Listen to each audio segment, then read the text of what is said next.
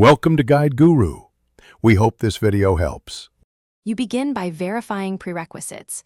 You must own the private server or have an active invite, and your Roblox client needs the latest update. Open the game page, then click the private server entry to attempt join. Doing this forces a server request. Once done, sign out and back in if the server still doesn't appear, because session tokens refresh on relog. Make sure your device clock is accurate, as mismatched time can invalidate session validation with Roblox services. Now you perform targeted fixes to isolate the problem. Clear the Roblox cache and temporary files, then relaunch, because stale cache often hides updated server lists. If it persists, try joining from another device or browser. This tells you whether it's account, device, or network related. Next, disable any VPN or strict firewall briefly, since these can block Roblox's matchmaking endpoints. If the server then appears, you know network filtering was the cause.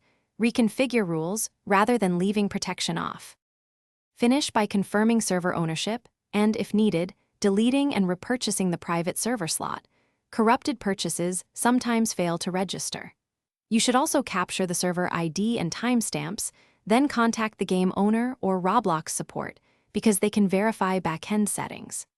If nothing works, test on a cellular network to verify whether your ISP or local router is blocking required ports.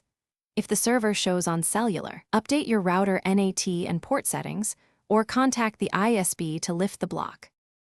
Thanks for watching. Consider subscribing if we helped you today.